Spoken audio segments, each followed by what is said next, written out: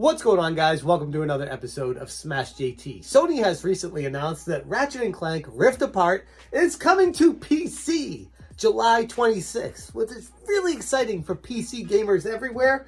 But I can't help but question, this game, when it was announced, Sony said that it was only possible because of the PlayStation 5's super screaming fast SSD that was so proprietary that PCs wouldn't be able to run this game and it wouldn't function well, and it was only good on the PlayStation 5, and, well, Sony lied.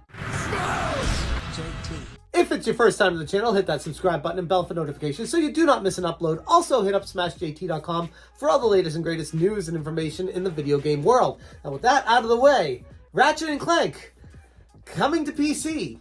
Sony has been following this path for a while, waiting about 2 years from their major AAA titles releasing onto PC. See God of War and Horizon, and now Ratchet & Clank Rift Apart. Except this game was marketed to customers of the PS5 during the PS5 launch to get people hyped up for the next generation of console gaming into something that was only available in one way to play it. And that was not just the proprietary controller with the functionality of the DualShock and the sensor buttons in the back and all that stuff, but more importantly, the physical functionality of the PlayStation 5 console itself. That was the SSD hard drive that comes in every PlayStation 5 stock. So when you buy it at the store, you bring it home, you plug it in, it just works. You don't have to worry about having the right parts and pieces together to make sure the games function like a PC would. In this, everything is curtailed specifically to the games that are being made for it, meaning that you could have the ideal gaming situation when you sit down to play the game. But then we hear that Ratchet & Clank Rift Apart is coming to PC. And this game was supposed to be an exclusive for the PlayStation 5 forever. At least that's what they implied with their marketing for it, which was a flat-out lie to the consumer, tricking them into thinking, if I want to play this game, the only way I'll be able to play it, not just the ideal way or the newest or latest and greatest way, but the only way to play this game would be on the PlayStation 5 forever. And not only did Sony lie about needing the SSD drive on the PlayStation 5, but the PC port of this is going to support way more than the PlayStation 5 version did, including ultra-wide support on ultra-wide monitors and performance-enhancing technologies from NVIDIA, where it allows the NVIDIA DLSS2, the AMD FSR2, and the Intel XeSS with the compatible graphics cards.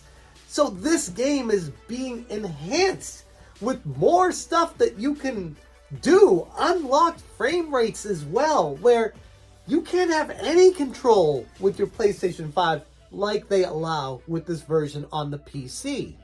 Unless there's like a PlayStation 6 with backwards compatibility, or it got sold off to a different company that had functionality added on their consoles, basically meaning that it's not going to ever come to PC.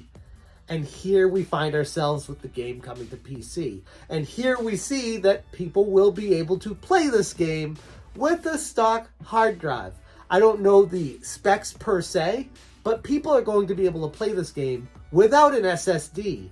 You know, the thing that Sony said had to be in their PlayStation 5 for this game to function fluidly and have no issues or glitches and hiccups for it to load super smooth and screaming fast.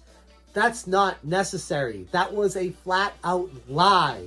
That is marketing speak. And it's something that frustrates me in the world of technology, where this is the kind of thing that consumers have to deal with, where there's no flack, there's no kickback, there's no one does anything after the fact. It's like, yeah, they just marketed it, they said it could do things that nothing else could do, and it turns out, nah, it's pretty comparable to what a modern PC can do, and it's really not that much more special, if at all. especially relative to the latest chips and processors and graphics cards that are out after the PlayStation 5 came out. It's just marketing speak. And this is on top of the Project Q that was recently announced from the PlayStation State of Play. I'm still wondering who Project Q is even for. This device is only for people that have a PlayStation 5, have a strong Wi-Fi connection, and want to remote play their PlayStation 5 games in their same house as their PlayStation 5 or on a Wi-Fi network that's blazingly fast. You can't play it on the go. And the reason why I bring this Project Q up in this video is I'm going to be extra weary of any of the marketing speak that comes up when they actually go into trying to sell this thing, because now I think Sony's a little sus with what they're saying on, oh, this can only run on this or only do that. And as far as the comments are concerned, people are actually roasting them on Twitter. With PlayStation constantly releasing their exclusives on PC, the Steam Deck has become the new PSP. No one will be buying that streaming Project L.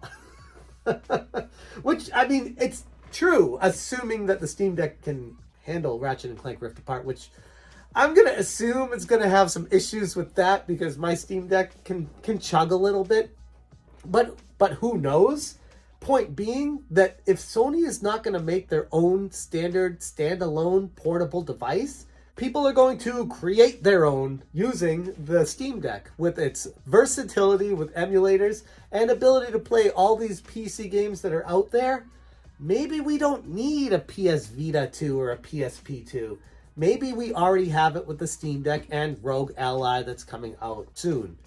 Biggest thing to take away from this is PlayStation 5. As much as I like playing on my PlayStation 5 and I love the controller for it, you don't really have to get a PS5. That's what this is telling me.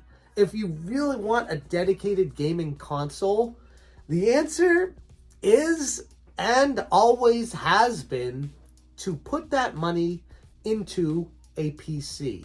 Sure, you can get a PlayStation 5 for cheaper than a PC, but if you're going to buy a PlayStation 5, consider putting what you were going to do into playing that PlayStation 5 into a PC. That would be my advice if you could only have one. I have both, and I use my PC far more, and it's far more versatile. This is classic, the PC5. No way, but the power of the SSD and PS5. Here's the thing. So people are wondering if the SSD is required for this game. And Sony hasn't spoken about that at all. If anything, they've just said it's coming to PC. And there may be some regulations in order for it to function. But there are mods out there available that will show up to make it play them anyways. So at the end of the day, even if this thing says, oh, SSD is required, that means you didn't have to have the Sony PlayStation 5 SSD. You could have had any SSD to play this thing. And if that's the case, then what's the special thing about the SSD on the PlayStation 5? And I think that's what we're getting back to here is it's all about the money. It's always been about the money with pretty much every walk of life and every company out there. How much money can we squeeze out of our consumers? And here we have proof of it right now, where Sony said one thing, came out, it was exclusive, then it showed up in like a NVIDIA game leak like a year ago, and people were like, oh, that's why the leak's not real, because that game can't play on a PC. Sony said it had to be on the SSD for the PlayStation 5, so we know that leak can't be real. It looks like the leak was real, as other games on it have been confirmed since then and going forward, but what we see right now is Ratchet & Clank Rift Apart coming to PC.